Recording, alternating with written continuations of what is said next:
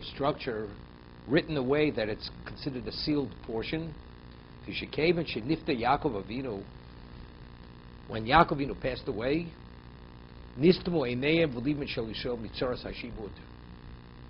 the eyes and the hearts of Klal Yisrael became sealed because of the tzoras hashibud, the pain, the suffering of the bondage. They began enslaving them. What's the enslavement? Physically, the enslavement did not start until, as we read at the beginning of the portion of Shmos, till that whole generation passed away. But there was some level, hischil l'shabdom. There was some level of discrimination. There was a sense of something. And that sense of something, the Maral explains in the Gvur Hashem that as long as Yaakov was alive, as we see that Yaakov, which is something which is not to be believed and understood, he sends to Esav, Lovan Garti Mitzvah Shamarti. Although he lived in a depraved, evil society, I mean, how do you leave unscathed, spiritually speaking? And I did not learn from his evil ways. It's not only did I not do the wrong thing, I still detest and abhor everything that Lovan stands for. You say, even though you may not do something, but sometimes you see it in a different light, being exposed for such a lengthy period of time. You spent 20 years there. And how do you raise a family like this? The Shiftei Koh, the tribes of God, which each one himself is a living angel, despite the environment. How do you do it? Yaakov was able to create such an insular spiritual environment, nothing was able to penetrate. It's as if nothing existed outside of their family. Although he was Aram Naraim, he was in Mesopotamia, in that area. It was as if that area, it didn't exist. Lavan didn't exist, Lavan's behavior didn't exist, nothing existed. When they came to Egypt, it's as if Egypt didn't exist, as long as Yaakov was alive. The tzoras hashibud, when we say tzora, hischil l'shabdom, even the interaction that we read in Pirkei Avos, harchik v'shochin ro, val tischabi l'rosha. Distance yourself from an evil neighbor, but don't attach yourself from a bad neighbor, but don't attach yourself to an evil person. When we speak about a neighbor, bad neighbor, say, you got to keep your distance. A Rosh, an evil person, don't attach yourself. It doesn't say you have to distance yourself. An evil neighbor, an evil person, it's obvious what he is.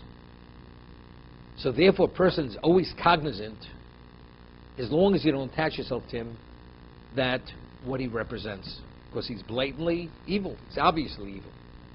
A shochin ra, a bad person, his influence is very subtle. Even by saying good morning to you, passing a few words, which seem to be innocuous, you never know what that is. You never know. Therefore, because it's not blatantly clear what he represents, harchik, you have to keep your distance.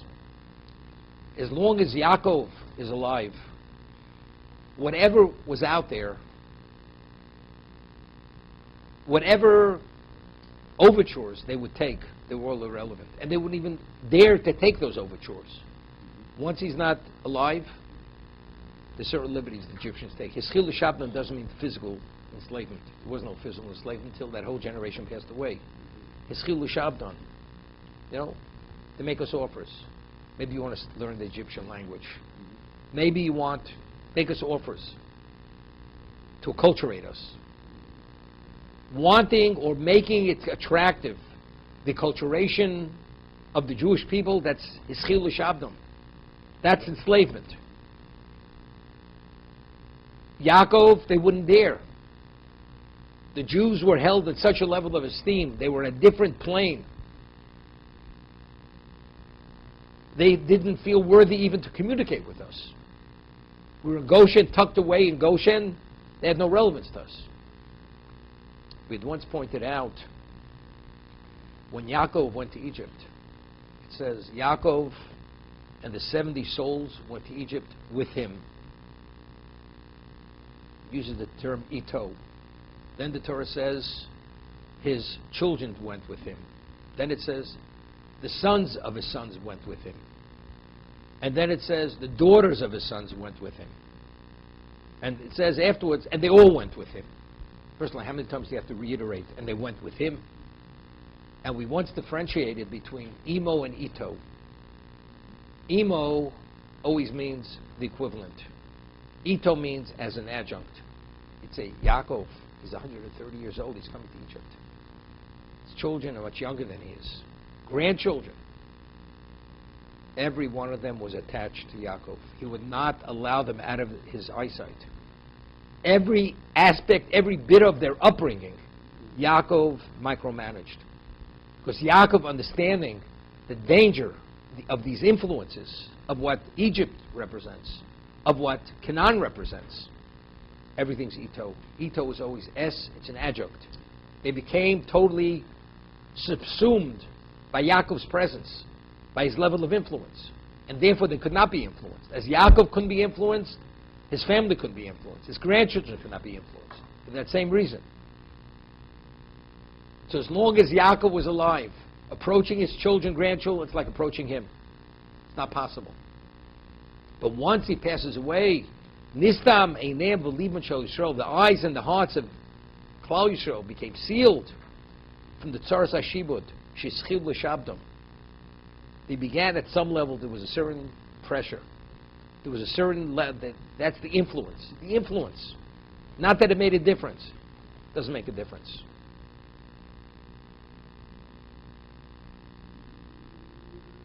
Somebody once said, Reb Shimon Yochai says, Halochi Esav Sodei Liyaakov. It's a halacha. It's ordained that Esav hates Yaakov. Say, Esav Sodei Liyaakov. That the tefillin have to be square. The boxes. That they have to be black. That you have to have a shin on each side of the shel rosh. Tefillin you wear on your head. What's the basis? Halacha l'B'Shvi Sinai. Because it was ordained at Sinai, that's tefillin. It cannot be seen and understood differently because that's the way it's etched in stone. A person goes and sees a descendant of Esav, the Edomites. Amalek Yimach Shmam V'Zichram. Right? Amalek. He seems to be, he's the exception. Halochi. Regardless of how you want to process it, halochi. It's ordained that Esav Sonei Liyaakov. Esav despises Yaakov. And the only way we're protected, we can incapacitate them, is if it's a kol kol Yaakov. If the kol kol's Yaakov, then the Yadayim B'dei Esav. If we have tefillah and we have Torah, and you have the children chirping in their studies, in their Torah studies, then Eina Yadayim B'dei Esav. Otherwise, he's worse than the worst monster. Esav. Halochi.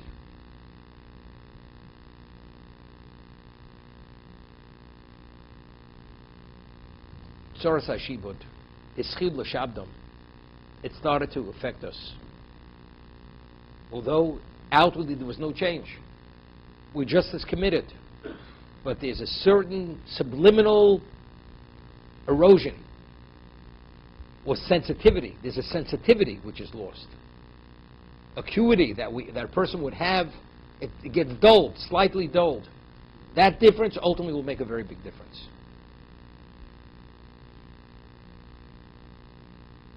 You know, if you get a crossroads, and you part at a crossroads, two people, so soon after you part, you're not that far apart. But once you part, it's just a question of a short period of time. It could be at opposite ends of the world. The subliminal erosion started the moment Yaakov passed away. Things don't happen overnight. Then you have the generation. Then Yosef passes away. Yosef passes away, as the Orach Chaim HaKadosh explains, at the beginning of portion of Shmos, we were no longer treated princely. So therefore, they approached us differently. And when the Shvatim passed away, another downgrade. So again, they treat us differently. Then we treat as ordinary citizens. And after the whole generation passed away, then everything collapsed. Then the Jews, they decided, we want to be like the Egyptians, as it says in the Midrash. As they're not circumcised, we don't want to circumcise ourselves. Hashem says, if that's the case, now you're really going to taste the bit. You're going to taste the bitterness of the bondage. And that's when they started to enslave us, at that point.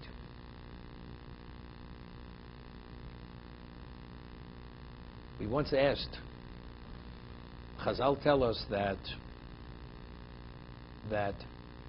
the heart lusts and the eyes are sisuri alev. They are the brokers of the heart. The lev is chomed. The heart lusts and desires. So if now you have brokers. What's the broker of the heart? The eyes. They go seek out what it lusts. So it's alev chomed, v'ayim are sisuri alev. The eyes are the brokers of the heart. Rashi over here says, after Yaakov passed away, Nistamu einayim v'liban shel Yisrael. The eyes and the hearts of Yisrael became sealed. I should say, the hearts and the eyes. If the heart stops lusting, the eyes has nothing to seek out. I mean, broker is only a broker if he has a client. If there's no client, the broker is not brokering anything. So I should say, the heart became sealed. Therefore, the eyes no longer had what to seek out. Right? The hearts were sealed. Therefore, the eyes were sealed. So what does it say? The eyes were sealed and the hearts are sealed.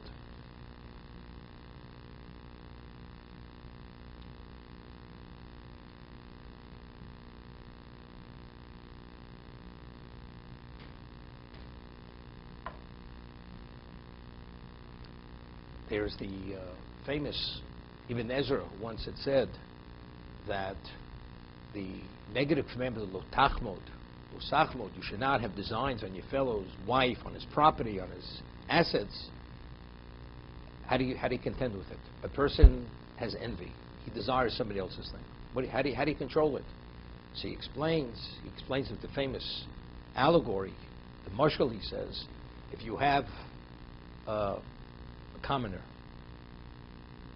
and you have a prince, and there's a certain princess which is poised and cultured and beautiful and talented, endowed with every quality. Does the commoner, does he envy the prince for what's available to him? That the princess has qualities which he cannot find among commoners. He's not envious of the prince. Why? Because he understands that the princess is only for the prince, not for a commoner. So a person only desires and has designs on something that he believes he could have. But something you realize you have no relevance to, you have no interest. You don't desire it. You don't lust after it. You have no design for it. I mean, something that's on the moon. A treasure which is worth infinite amount of money. But if you can't get it, it's irrelevant. Of course, it's beyond your reach.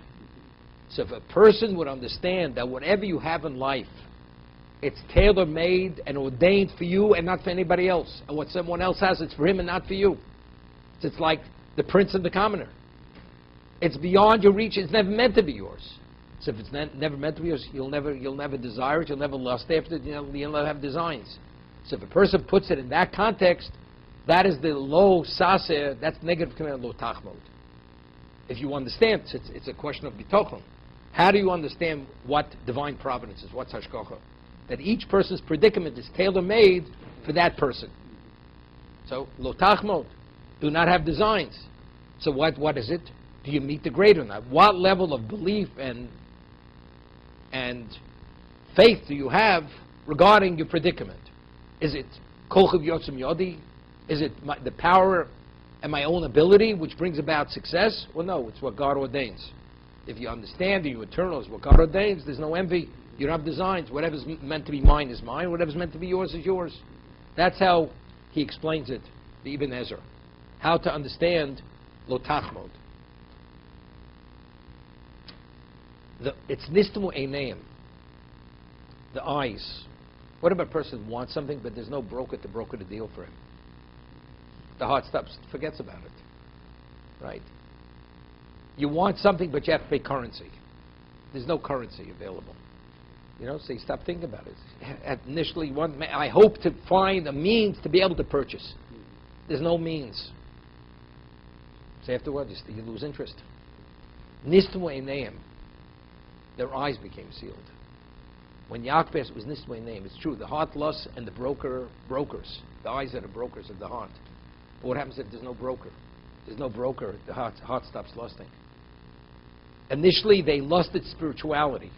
The Jewish heart was beating and overflowing with Avos Hashem and with Kedusha. But what happens once their eyes became sealed? Meaning when they started to see other things, and the other things, they took away that acuity, that clearness of sight, that grasp, that vividness, to be able to internalize what you see. So the heart stops lusting. The heart stops desiring. All the yearning for that spiritual ascent is not there any longer. There's no ladder to ascend with. The eyes are not there. Therefore, it's Nislu Einei and V'Liban Shel Yisrael. Their eyes became sealed, and therefore the hearts ceased to beat. That's the first interpretation. Why it's Parsha Stuma. Why it's a sealed portion.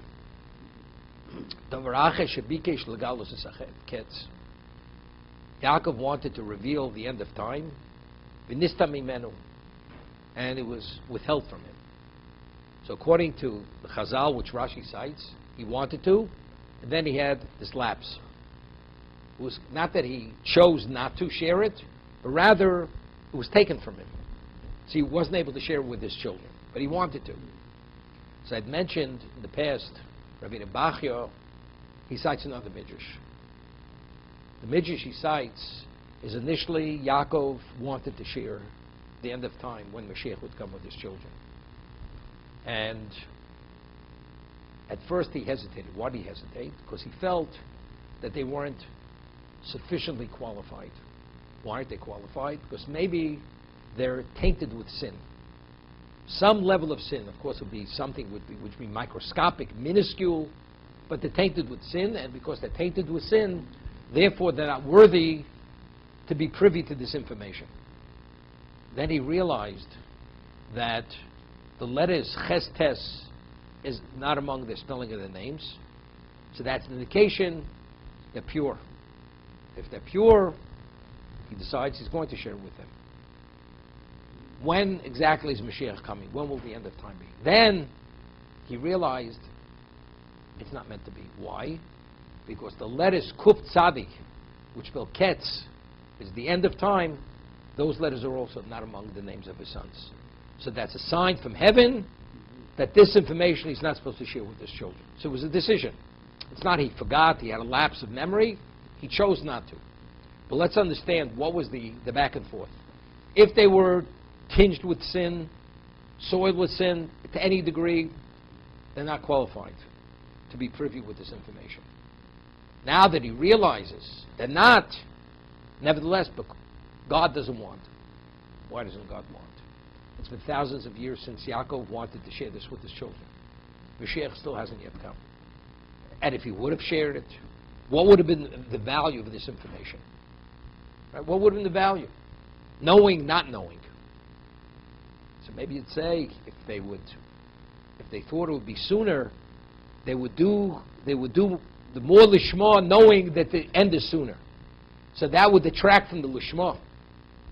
It's difficult to say. That's the reason why. The Avos HaKadoshim, together with their children, were at that level. They were living angels.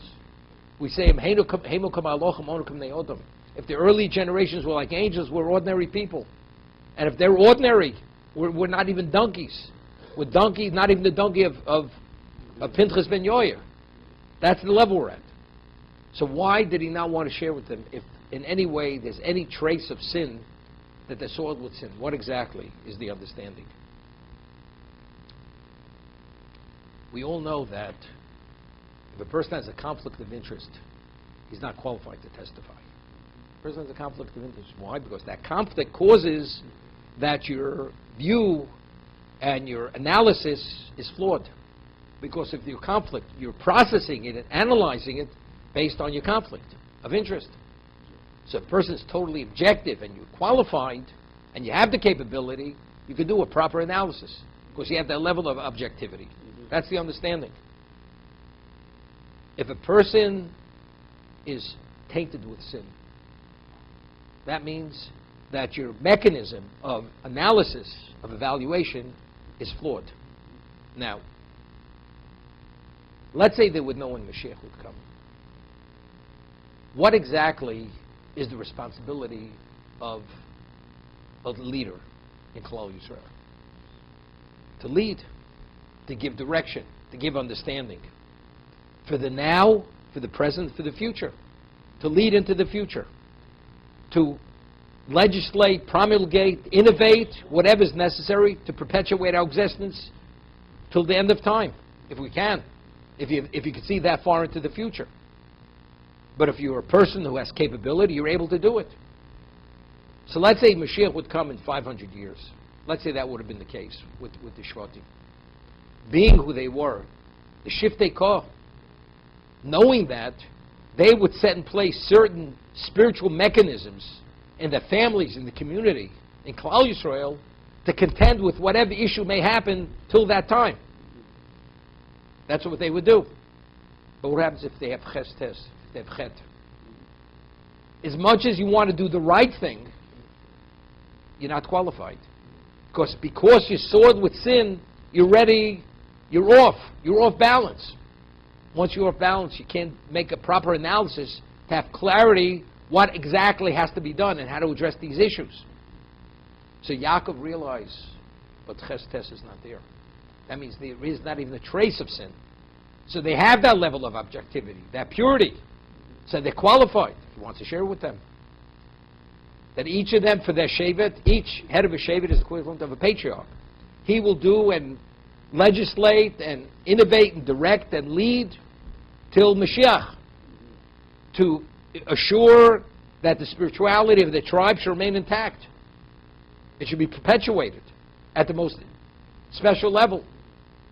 But he realized, but Kutzari is not among their names. Ketz, what does that mean? The Hashkocha, what Hashem wants, that whatever you promulgate, legislate, and evaluate, and rule, it's all based upon your own capability. It's not something you should know from externally. And the rest, that is the way things evolved. That is the hashkocha of Hashem. He wants it to be in that context. Not that know in advance exactly how to deal, but rather each generation should deal within their own capacity to what degree they can for the future. And those are the challenges and the trials of tribulation of life, how to deal with all the issues, and that's why each generation has its own issues.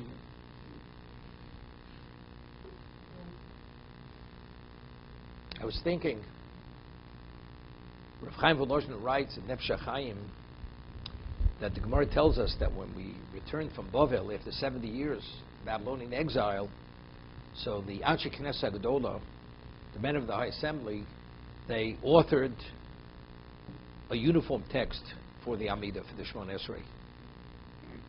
So the Rambam writes that before we went to Bavel, to the Babylonian exile, all Jews spoke pure Hebrew.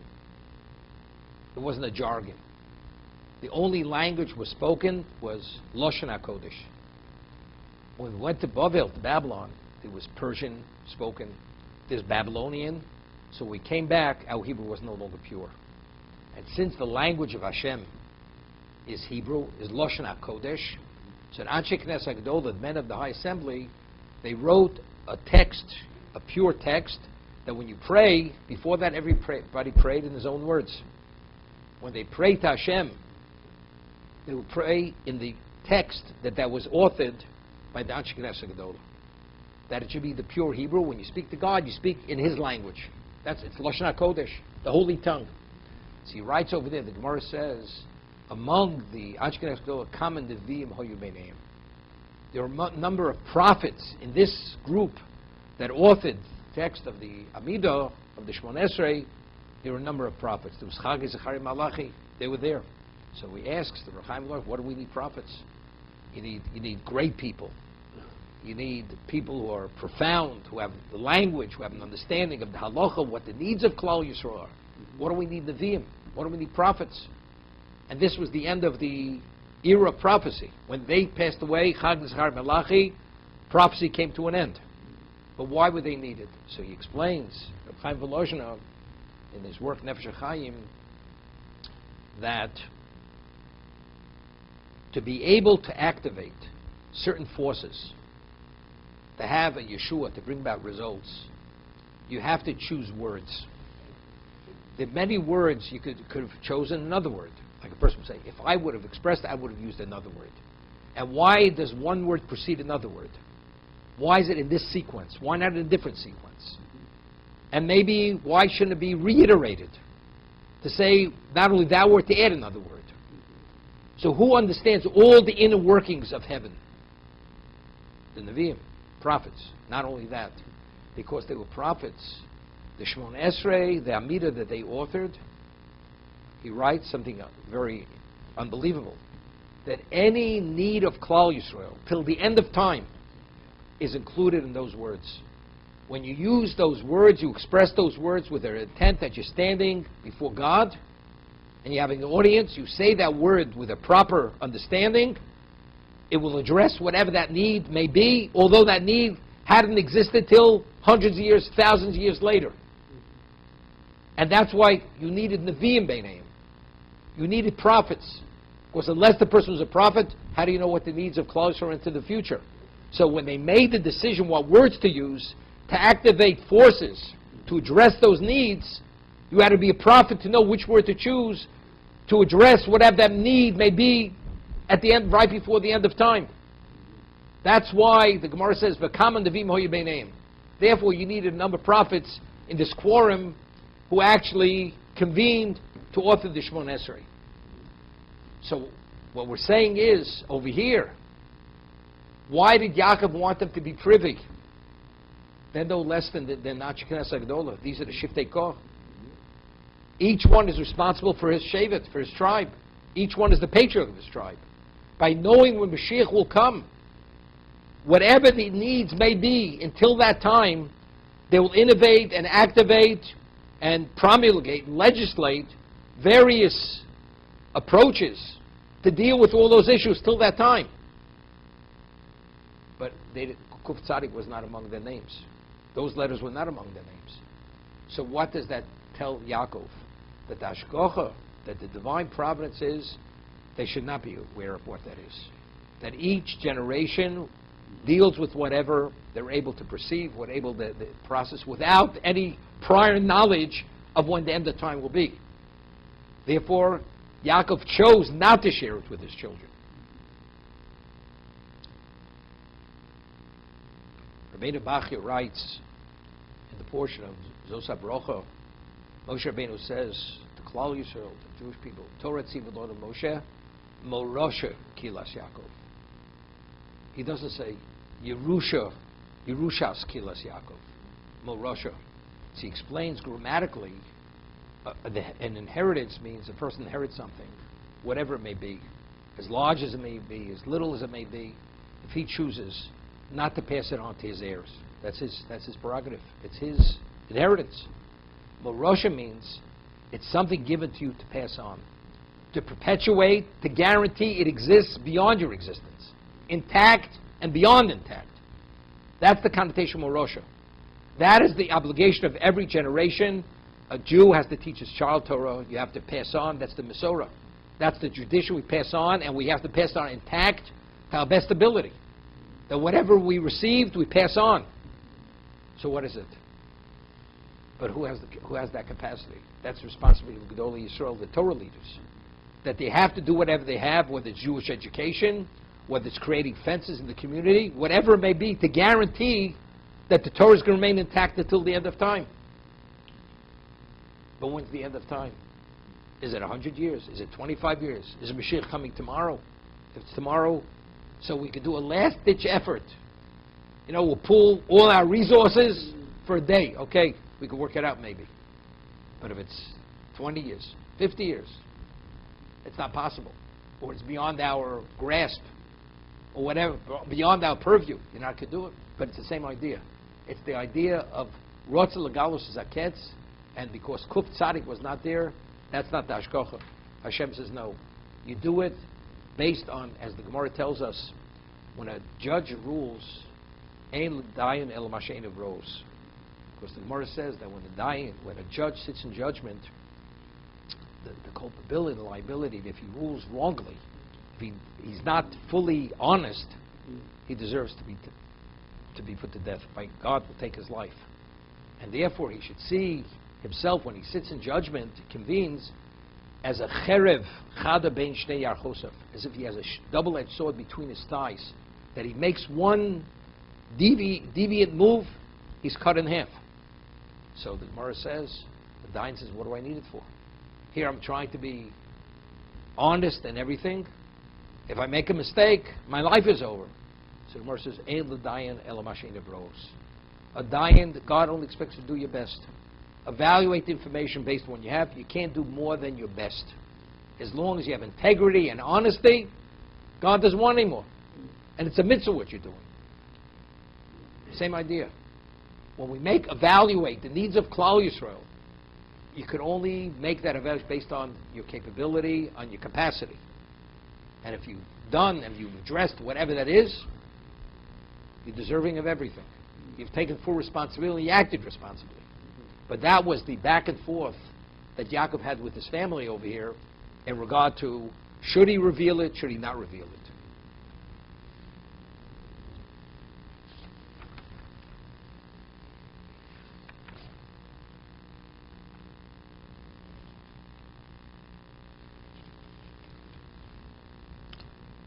Yaakov summons Yosef,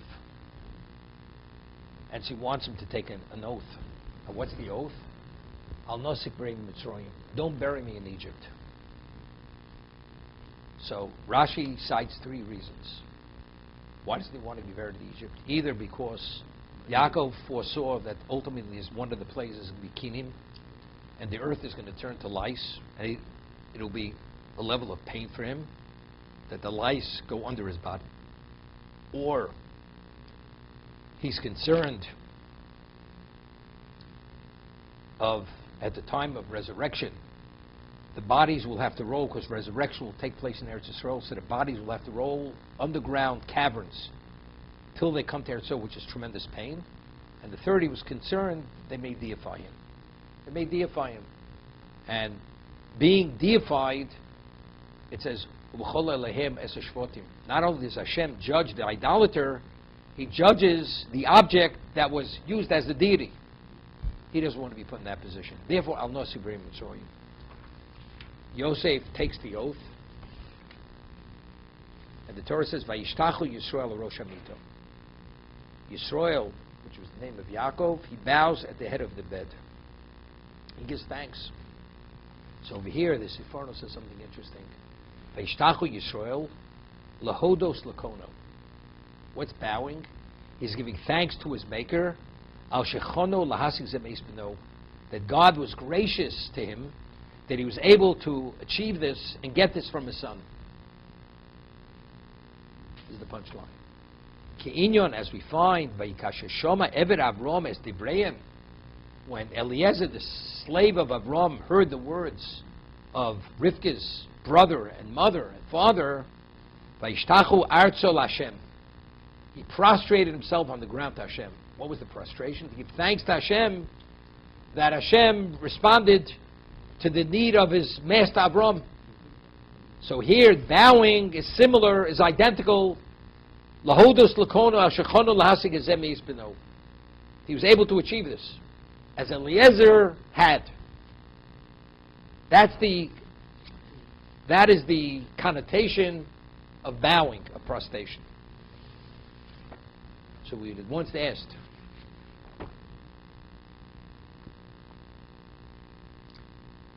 the Torah says, Vayechi shoma eved Avram es dibreim, vayishtachu artzel Hashem. When he heard their words, that they're agreeable to release Rivka to be the wife of Yitzchak, he bowed, he prostrated himself to Hashem. So Rashi over here says, quotes the Medrash, Mikat shemodem ab psira tova. From here we learn that you give thanks for good tidings. And that's what the Seforno is saying. Why did Yaakov bow? He bowed to give thanks to his Maker, that God was gracious to him, that he was able to achieve what he wanted from his son. Why did Eliezer bow? From here we learn that you give thanks for Besura Tova, for good tidings. The person gives somebody a $500 million check, cashier's check. The Torah has to write, when you receive it, say thank you. The Torah is so careful not to use an extra letter. Isn't this obvious? The whole Klal Yisrael is dependent upon a matriarch. You have a patriarch, you don't have the right the proper matriarch. There is no Jewish people. Here, literally, miraculously, these people are evil. They are opposed to anything of Kedusha. Lavan, his family.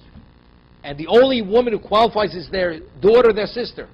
And they release her into the domain of Eliezer to be taken for Yitzchak's wife to be the future patriarch. Do you know you say thank you? But you should say thank you.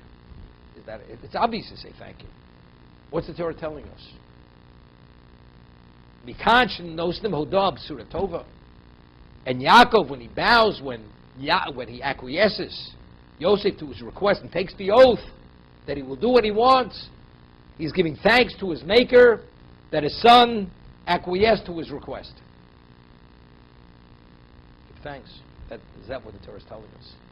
Evidently, it must be much deeper, more profound than that. When a person says thank you, we always say, the Gemara says that Torah is equated to three liquids: mayim, yayin, and cholov. Water, wine, and milk. Water, just as water flows from a high location to a low location, identically, Eina Torah miskayemes el misha dato shvema. Torah can only be retained in the person who has a humble spirit, a humble mind. You have to have humility. What about yayin? Yayin also, wine. Wine has to be kept in a earthen cask. If you keep it in gold or silver, if the properties of the gold and silver intermingle with the wine sours, spoils. So also, same connotation. There's a simpleness. The person has to have humility. Meaning when you process the Torah, you're trying to figure out what God said, not what you want to say. You don't want to intermingle your genius into what God said. I want to hear what God said, not what you're saying. But you realize, I have a 360 IQ. It's a real work on IQ you have. But I'm here to listen to what God has to say, not what you have to say. And milk, because milk, the slightest degree of uncleanliness causes the milk to spoil. Therefore, you have to keep Torah in the most pristine state. Therefore, it's equated to these three mashkim. Person goes, buys himself a $1,000 bottle of kosher wine. So before you drink that kind of wine, what do you have to do? You have to read a book on how to drink that kind of wine. Right? Should it be cold? Should it be room temperature? Whatever, you have to read the book. So you have to go research what kind of book you should buy. There are all kinds of books on the market. And what kind of corkscrew when you open it. Because you don't want any of the cork to fall into the wine. When you pull it out, you should be, intact. And the cork they put in has to be a quality cork, okay? Because the taste of the cork, you don't want it, and also in any way to affect the taste of the wine. Then you read what kind of glass you drink it from. It has to be wide-mouthed. And then it tells you have to smell it first to get its fragrance. And then you have to put it in your mouth. And you lift your head to a certain level, right? And then you close your eyes. And then you swish it. And then you meditate with it. To be able to appreciate every aspect of that wine. And then finally you swallow it. Okay? Now the man says, now I know it was worth $1,000. Person gives somebody the ultimate gift. Thank you. I appreciate. Person walks away. It doesn't resonate with him. There's no trace of that original gift that was given to him. You understand? The bottle of wine, you'll talk about it for the next 20 years. The way you did your research, how to appreciate and that you had the full maximum benefit of it. But somebody did a favor for you. Thank you. I appreciate. You're great. You're special. Goodbye. What's Hodah B'Surah Tova? What about a person feels he's entitled to a degree that God should do for him, because you have full appreciation. You can't have full appreciation. From where are we bringing proof? It says, Vayishtachu orzo. He prostrated himself. What do you have to prostrate himself? Thank you, Hashem. He's not prostrated in the presence of anybody, because Eliezer wanted to have the full benefit of what was happening, that she'd be able to internalize it to his essence, to his core, to be appreciative that it's part and parcel forever, that you can never forget what the value of. You know what it means? That the chesed, Hashem allowed you to be the facilitator of the matriarch of Klal Yisrael. The B'surat, B'kachnos Hodal B'surat Tova. You give thanks for good tidings. Vayishtachu Yisrael Rosh Hamita. He bowed at the head of the bed. Siforno. Lahodos Lakono Al Shechono Lahasig Ezemeis Beno. To give thanks to his Maker that he was gracious to him. To him, Yaakov Vino. Yaakov already beat the Malach. Yaakov is Yaakov Ishtam Yosheolim. He's a dimension of person we can't even relate to. He went back to Pachim Ketanim. That's how humble he was. He valued everything Hashem gave him. He fathered a people, a family which is eternity. He had to do an overt act to negate himself, to have a full appreciation for what Yosef was doing for him. You think? With all your humility and all your accomplishment. It's natural. You fully are able to appreciate. He did an overt act. Yaakov.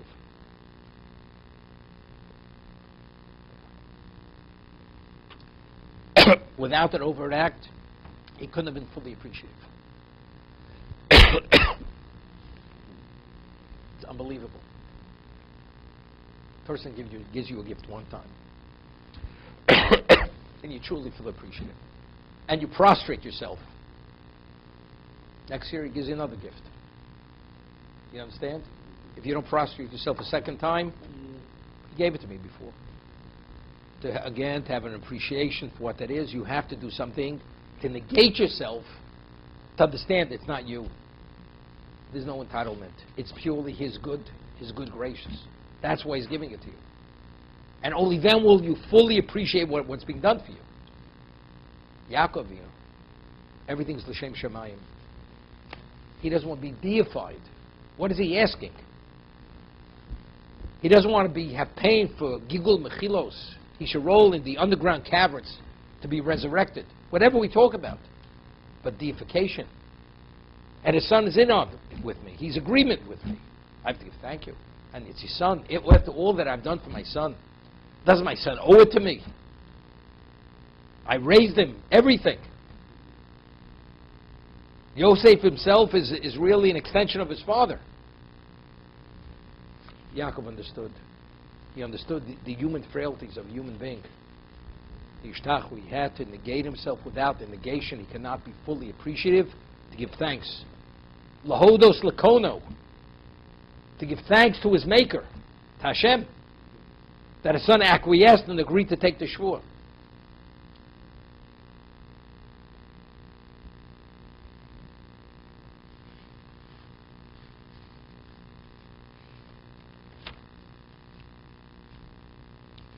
The Midrash Tanchuma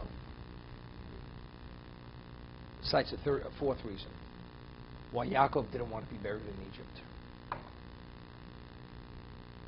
Yechezkel HaNavi refers to the Egyptian people as Chamorim. Besar Chamorim, Besoram. The flesh of donkeys is their flesh. So the Maral of Prague asks, what do you mean they have their flesh is flesh of donkeys? They're human beings. What do you mean they're donkeys? So he explains, the word Chamor comes from the word Chomer. Chomer means physical material. Of all the 70 root nations of existence, the nation has the least degree of spirituality of the Egyptian people. There's literally a spiritual vacuum there. And therefore, every level of depraved behavior, idolatry, witchcraft, Every abomination that existed in Egypt. Incest, everything. Therefore we speak about Tovas Mitzrayim, the abominations of Egypt. Why? Exactly because of this. Because if there's a spiritual vacuum, what's in its place? Impurity, on the most extreme level. So therefore they are chomer. Rabbeinu Bachya writes that the appellation for the monarch of Egypt was Paro. So he explains, because what was the foundation for their civilization? Theologically, philosophically, everything. There's nothing outside of the physical realm. There's nothing in the spiritual realm. The deity is only to provide the physical. There's no omnipotent being. There's no God, per se, who's removed from physicality. The deity's value is purely physicality. How do we see it? Because the letters Aleph, Pei, Resh, Ofer, is in the word Paro. Everything is earthy. Everything is earthiness. That's what it is. But why? This civilization. The answer is, and that's what emanates? What does earthiness breed?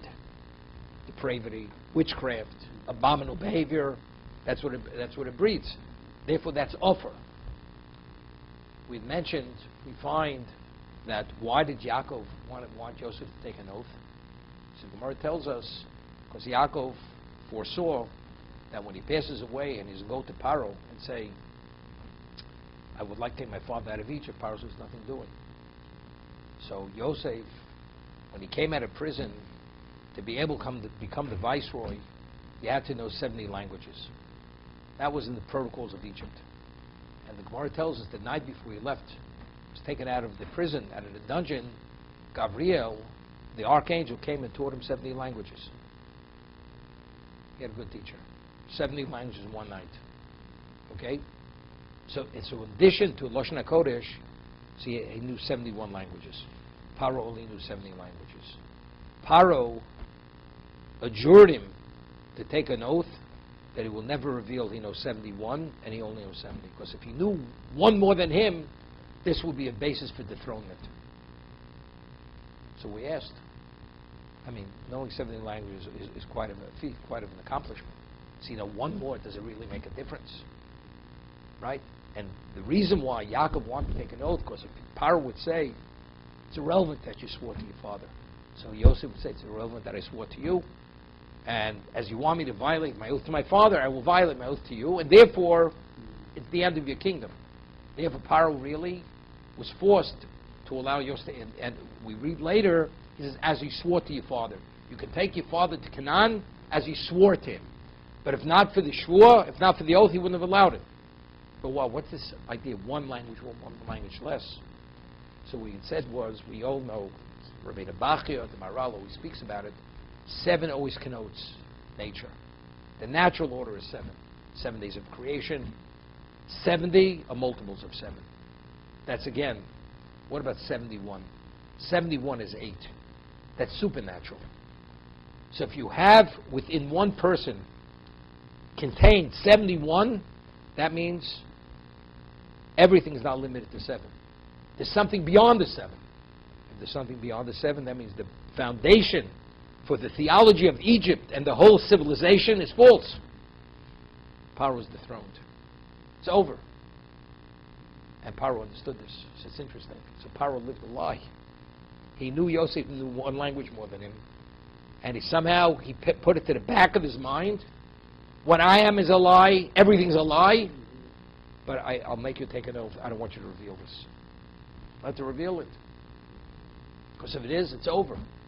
And therefore he feared it like the devil, Paro, that if he asked him to violate the oath of his father, no question, I violate your oath. And if that happens, Egypt becomes history. It doesn't exist any longer. So they are chamorim. They are chamor in the fullest sense, chomer, to the nth degree. Now, the Torah says that if you have a firstborn donkey, you have to redeem it, although it's not a non-kosher species. How do you redeem it? Tifte b'seh. Chamor tifte b'seh. You redeem it with a sheep. So the Midrash says, Yaakov says, the Egyptians are chamorim.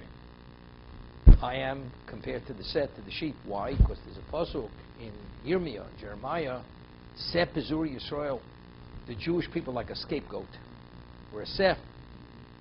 I don't want, if I'm buried in Egypt, I'll be the redemption for the Egyptians, for the Chamorim. I don't want to be the redemption for them.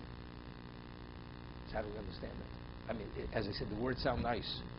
But what is his buried there will be a redemption? How does that redeem them? So how do we understand it? The Maral says a principle, and he explains why was the exile of the Bris Bein himself, why was it in Egypt? Why wasn't it anywhere else? Could have been anywhere. Why did Hashem choose it should be Egypt? See, bases it on the Midrash that we find, there's a pasuk that says, Or mi choshech, what is light from darkness? Avram miterach. That the lower something is, the outgrowth of that location brings about a greater level of spiritual outgrowth. So because Terach was Choshech, Avram emanating from there, he's the ultimate light. So from the lowest, always the greatest emerges from there. It's like a Yesh Mi'ayin. It's like Ex Nihilo. What is Egypt? Unadulterated material. The lowest of the low. A spiritual abyss. If Yaakov would be buried in Egypt and they would deify him, when you deify a deity and you want the deity to reciprocate, to respond, seemingly you would have to behave in a way that the deity would want you to behave. Yaakov was a spiritual person, divorced from every level of impurity. So they have to emulate his way. What happens if they emulate his way? They become less chomer. Even though they're still idolaters, but they're less depraved. The depravity aspect, the witchcraft aspect, all that goes to the wayside. So if they become less chamor. They become less material, less physical. If they become less physical, how does it manifest? How does it play out? The Jewish people are not going to be the same Jewish people because they have relevance to the quality of spirituality. So it's another spiritual upgrade. But it's not a new entity coming out of nothing. Therefore he says, I will not be the sheep or the goat that will redeem the chamor. They will remain the chamor. They will remain the chomer. So really, it's a different thing. The third interpretation is why didn't he want to be buried there?